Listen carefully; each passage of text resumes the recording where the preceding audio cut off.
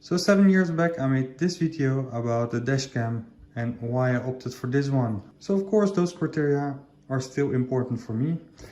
And when looking on the dashcam market, I stumbled on this little baby, the 70mm dashcam ProPLus Rare, and its official name is A500S. It has a lot of options. Most important, it is still quite flat, but this one has a screen as well. We dive in that later on. So as you can see, the box does look quite exclusive. And 70mm is one of the market leaders on dashcam from China. They give 1 year warranty. So I also bought the hardwire kit with the camera. You need this hardwire kit in order to use the parking function.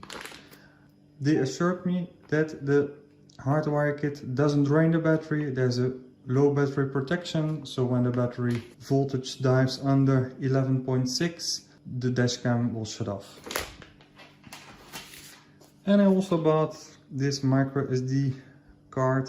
Really important when you buy a card for a device as the dashcam that writes and overwrites in cycles, that you pick one with minimum class 10. 128 is the maximum that this dashcam can handle. I took the maximum as I have this dashcam and the rear cam. This dual recording will need a lot of storage. So now let's see what's in the box.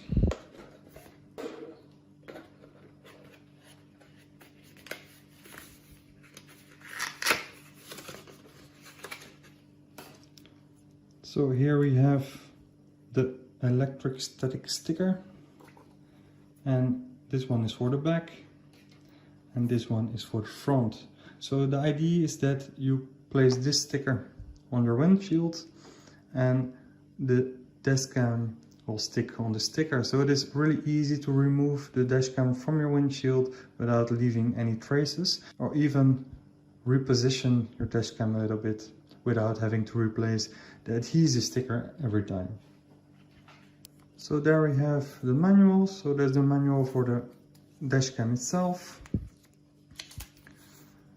which is in English, Russian, Spanish, hola amigos, Portuguese, Polski, and then you have the manual for the rear cam, and that is in Chinese, English and Russian. So when we dive into the English part, we can see that it is well written in clear English.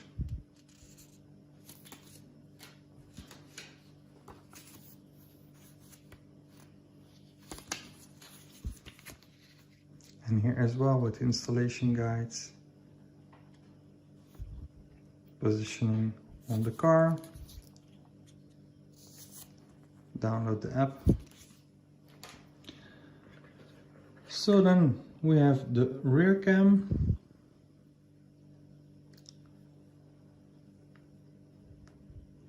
So the rear cam doesn't have its own card slot, but feeds all the data to this wire to the dashcam itself, and everything is stored locally on the dashcam. Then here we have the dashcam itself.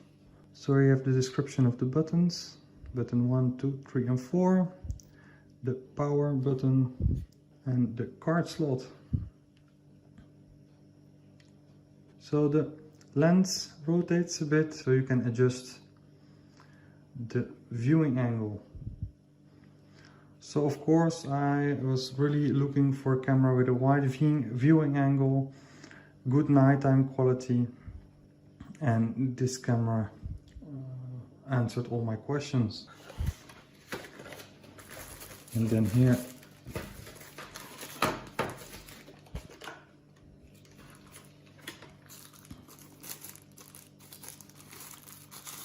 so here we have the secret lighter plug if you don't want to hardwire it, with the 70mm and your accessory like a phone charger or something like that.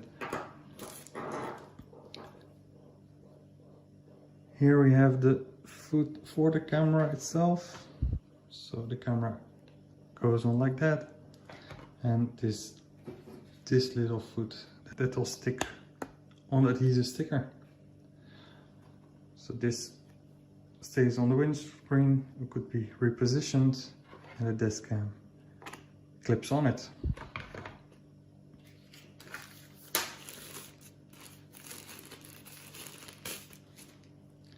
Then here we have the charging cable from the dash cam to the USB port.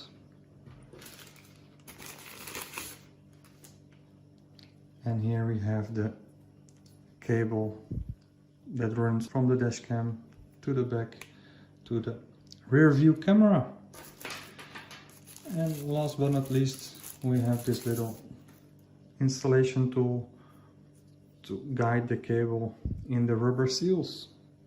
So the kit feels quite complete. Everything looks like it's made of great quality, well thought of, well presented.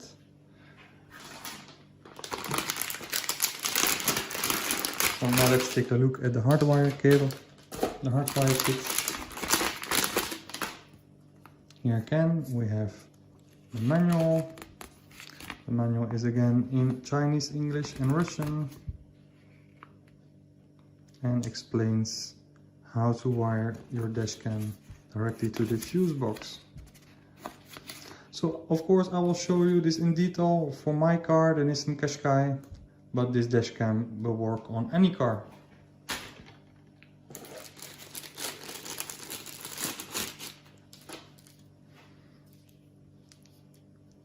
So the idea is that you plug this adapter into your dash cam, and the wires, one will be the ground, the other one will be your continuous fed wire, and the other one will be the switched wire. So that means that the camera will get power all the time, but when you unlock your car, the wire will get 12 volt as well and will activate your dash cam for driving modes.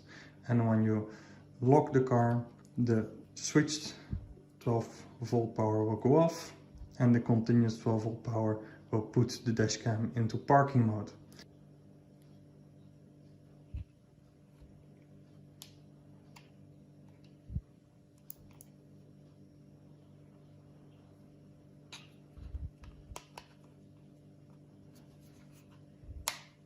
So we place the micro SD card in the dash cam, we place the foot on top of it.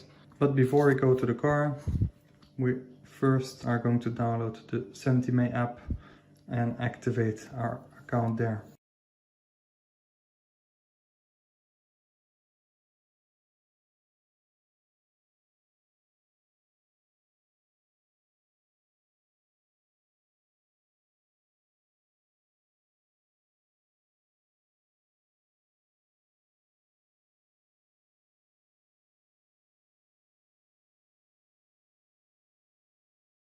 So we are in the car now, and we have to install the dash cam on a good place.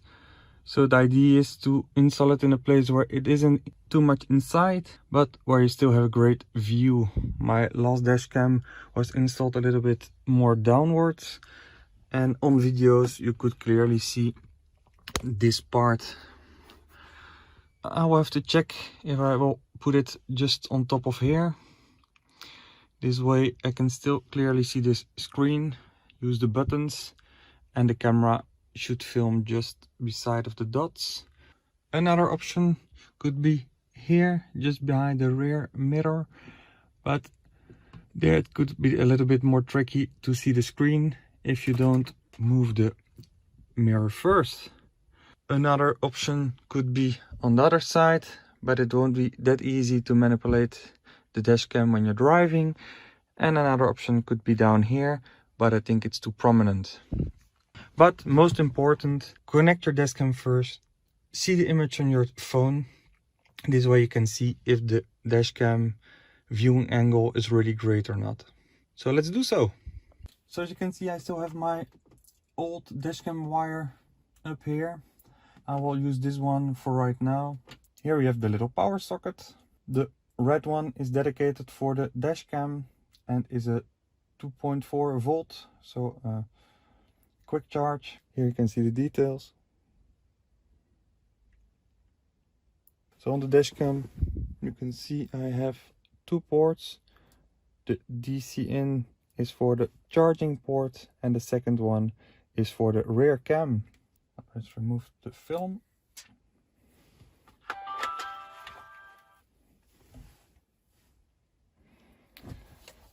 So I can choose the language.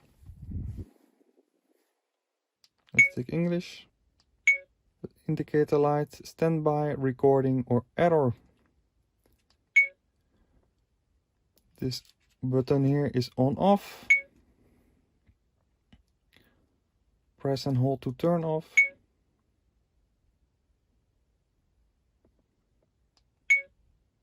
I'll pick the date later on in the application, that would be easier. So it says that the parking surveillance mode isn't available. That is because I didn't hardwire the cam. So download the app, I already did so. So let's press this one. Please format SD card. The SD card is plugged in, so let's format.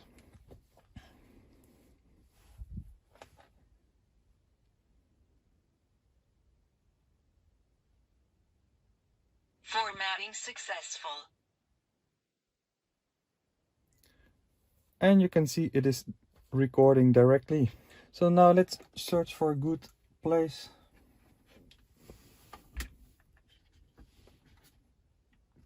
So here the windshield is a little bit angled, so I especially have the left side. If I try it here, I will get a better angle of the whole front. But let me check if I still can place the rear mirror as it should. Maybe it will be wiser to place it a little bit lower then. So I'll place it right over here. So the nice thing about this sticker is you have this dotted area. Placing it up here, I can use the dots to align them with the sticker, so it should be perfectly straight.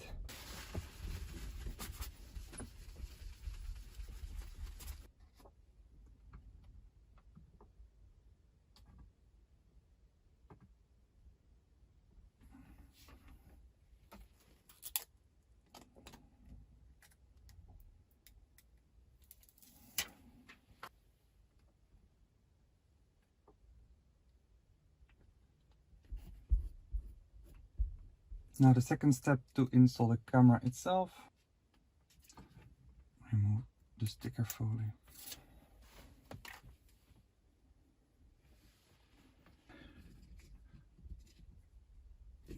And that's what it looks like when using it, and this is what it looks like when you're driving and you have your rear view mirror just in front. So now let's connect the application. So the dashcam is already recording.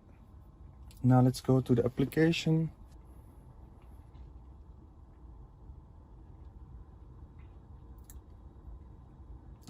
I have a dashcam with screen.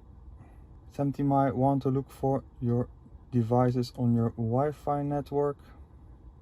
So click on the bottom screen, Wi-Fi hotspot, and turn on hotspot. Okay, now it's turning on its Wi-Fi, and I can connect. Now I can find it in my phone as well. There you go.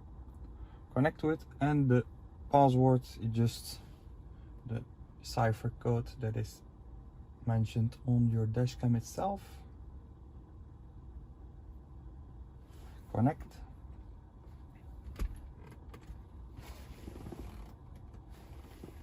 So now it is connected to my dashcam, so we can go back to the application.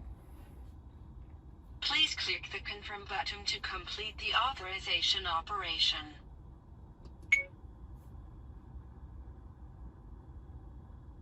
Mobile phone app is connected. Recording continues. So that's already a great difference with my previous dashcam.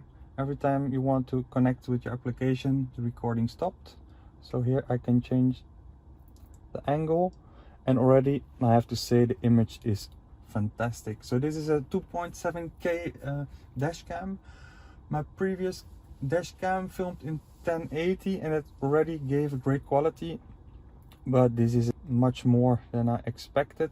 Size of the video files all depends on the quality that you're choosing, if you use the 2.7K or a lower resolution, and if you choose a high or low compression. So apparently there isn't that much of a difference between high and low compression, so I will choose the high compression and the best quality, so 2.7. The rear cam has a lower resolution, but of course the rear camera is less of an importance. It's the front camera that is the most important for me. So now let's go to the settings. Just synchronize time with the phone, yes, and you see it is completely synchronized now. So in the settings, power on, Wi-Fi setting. So by default when it powers on, the Wi-Fi is off and you have to activate manually the hotspot. That's fine for me. As you saw, it is a really easy process. Recording off, it is recording right now. Screen time, so the screen off time, I will set it later on to 30 seconds. This way when I drive it will dim. Of course the dash cam will continue to film, but the screen will dim after 30 seconds. This way, especially at night, it won't be as much disturbing. Time is synchronized. The format of date, so here in Europe we use date, month, year, so we'll go for that one. The language, here you have the different languages, so we'll keep this on English. Then event video, so this is when the G sensor detects an impact, it will store the video that can be overwritten. As the Belgian roads aren't that great, we have a lot of potholes, I will put it on a low sensitivity, otherwise it will write all the videos as events. Then speaker volume, I will put that on low because I think it was really loud. There you have the video settings, so high compression ratio or low compression ratio, and the video resolution. So here you have the different resolutions. I will go for the best one. So as I said, I leave it on the 2.7K. Then the WDR, that is to have more details in your colors and shades, so I'll leave that enabled. And resistant to blink, so there you have to choose in which region you are. Europe is 50 Hz PAL, so I opt for that. Then recording duration, so there I will opt for the 3 minutes for this 199 megabit video size. 3 minutes is more workable, I think. Then your speed and latitude, so in this way all the videos will have your speed and your GPS coordinates, and I use the metrics, so kilometers and not mile per hour. Then if you want to see the 70 mile logo on start on, why not? You can set your own Wi-Fi password. Auto off after stop, well, I will hardwire it so it won't shut off. In the meanwhile, I will go for the 5 minutes. So now when I shut the car, 5 minutes after that the dash cam will shut down. So you have parking surveillance that is only available when hardwired, and I will go for the time-lapse option. And then you have the driving aids. The great thing about the driving aids is that you can select per driving aid if you want to activate it, yes or no. But as my car has all those driving aids, I won't activate them. But the driving aids you have is lane departure, collision alert, and there's also a driving aid to detect when a car in front of you is moving. Then driving route and data synchronization, so you can track all your data. That's quite a fun option. So this way you have a logbook with all your drives. Here you can retrieve the log. You can format the memory card again and restore to factory settings. Let's go see the about. So in the back I have quite some space between the window and the roof liner. So I think I will guide the cable behind this plastic part and then go down through this cable protector, this grommet, and then I'm into the car. So I think the camera is somewhere in the middle right here. Just be careful that you don't film the line just in the middle of your image. For that you could connect the camera and check. But it mentions also that you can't disconnect or connect your camera while it's on. So it just told me that it connected a rear camera. So let's switch to that view. And it is hard to see in this image, but the rear view is fine. I don't see any lines, so I could use this reference. So the electrostatic sticker is installed, the camera is sticked on top of it. And now I'm going to hide this cable, remove this grommet, remove this rubber seal, and then you can slide your hand just between. And if you look here, there is a hole just down there that you can reach from inside. So I guided the cable from here, retrieved it in the hole, and then guided through this rubber grommet. Really hard because it just fits with a stick connector, but with a little guiding cable I managed to do so after all. And I'm going to do the same thing over here. So attach this connector to this cable and guide it through here. So I just pull really hard on this one, and then you have access and you can feed the cable through. Now I can connect it together and close everything up here. And now you can guide the cable into the car. So logically you have two solutions. One solution is that you go down here and you go up to the front again. The other solution is that you follow the roof up to here. So just follow the roof liner, and that is really easy to do. You just tuck it in like this where needed. Like here you can use the little tool they provide to tuck the cable well in, and then you follow the way up to the front. So the installation is complete.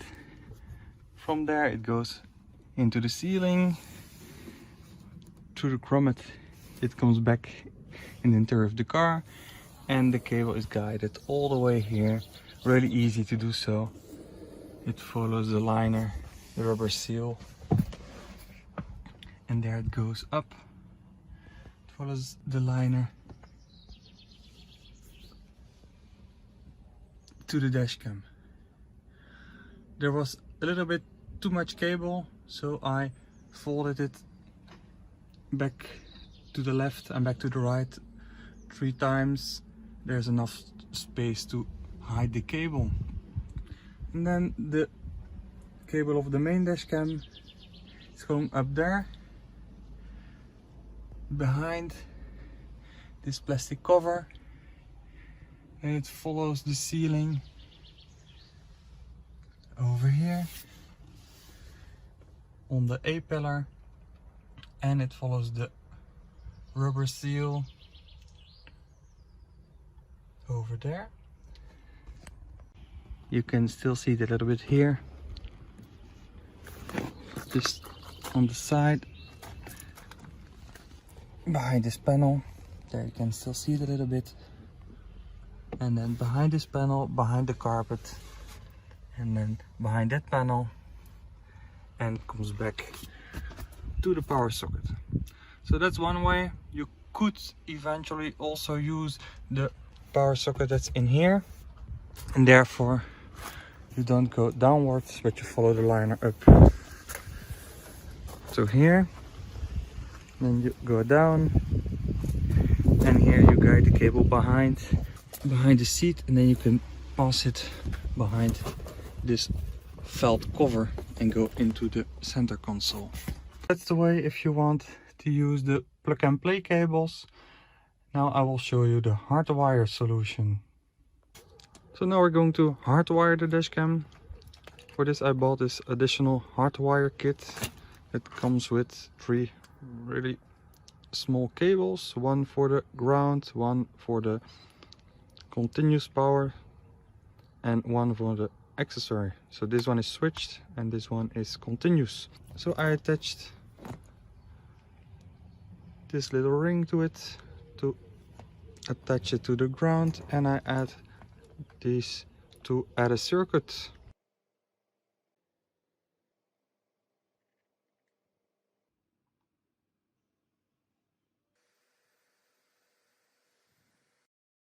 So you can see you have to use this size of fuse, which is micro, and I ordered additional fuses as well. The fuse panel.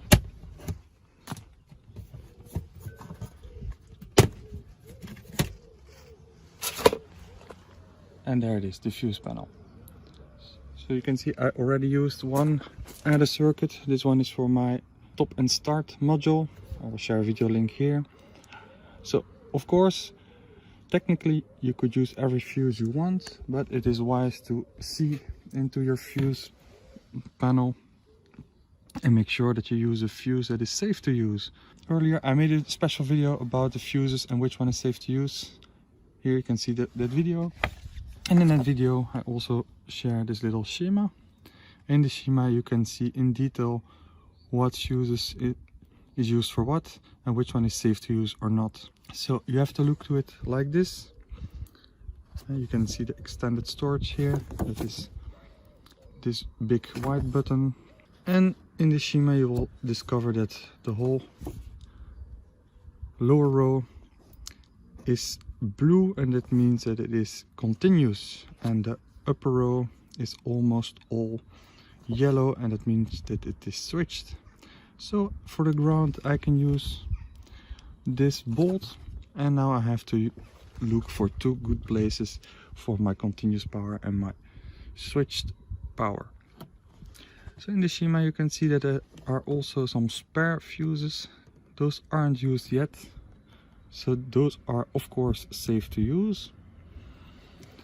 I have place here to put it on as well, so the 10 amperes could be a great one to use. And for the switched one I can use the stick lighter in the front and the power socket.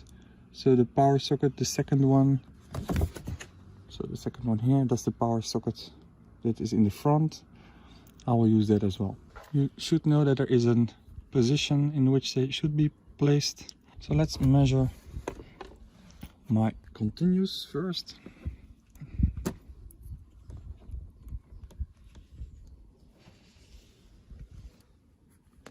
I will use the multimeter.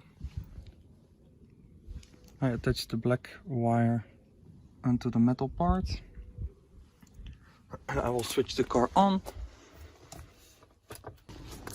And now let's put the multimeter on 20. And in the fuse we're going to look for what is the switch side and which one is the draw side. So when I touch in the lower part I can see that I have almost 12 volts, and when I touch in the upper part like this I have 0 volt. So now let's do the same thing for the upper fuse.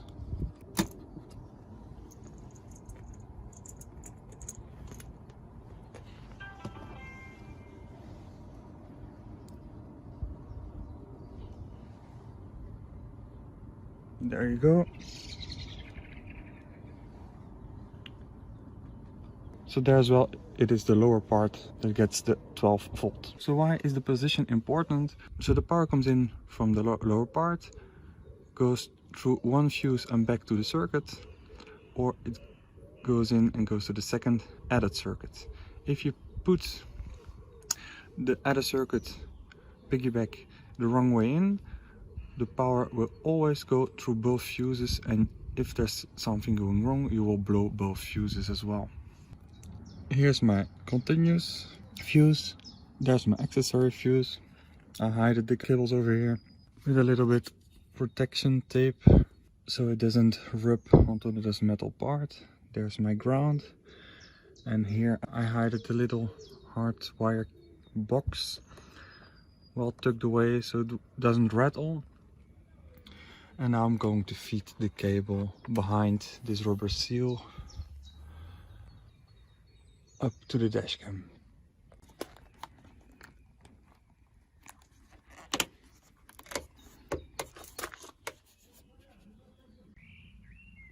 So here it goes directly in. It follows the liner, and here you can just go down, and now I can tuck this cable away. There it is, the cable. Hide it. Everything still is really good accessible, nothing dangles around.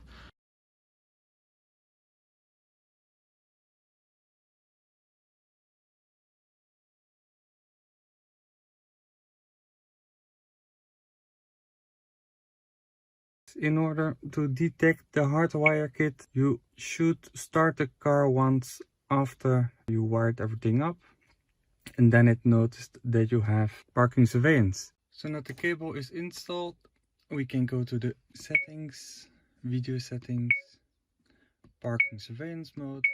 There you can choose high, medium or low sensitivity. So this means that the G sensor of the dashcam will detect movement and will record the event.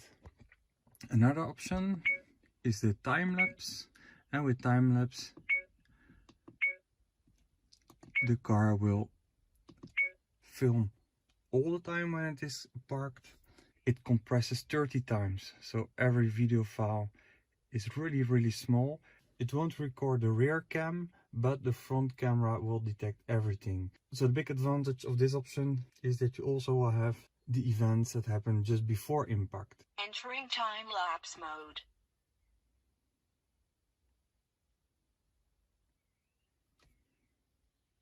So here you have the recording logo, so it is recording right now. It records audio as well. There's parking surveillance mode, time lapse, GPS, and the Wi-Fi is on.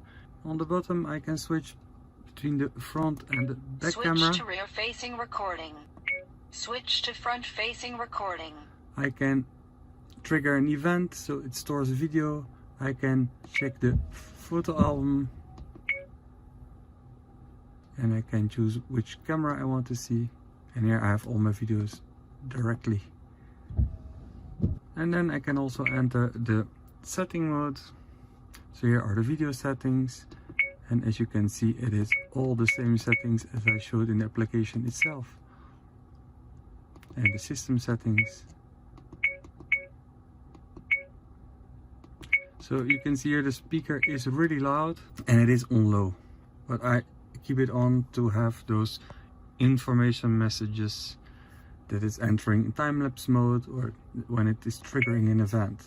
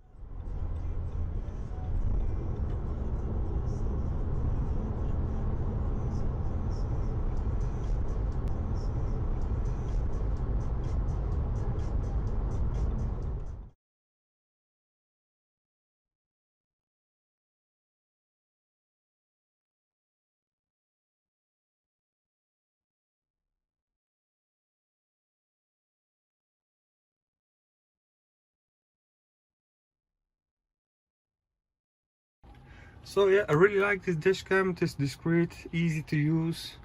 The video files are, I think, of a really good quality.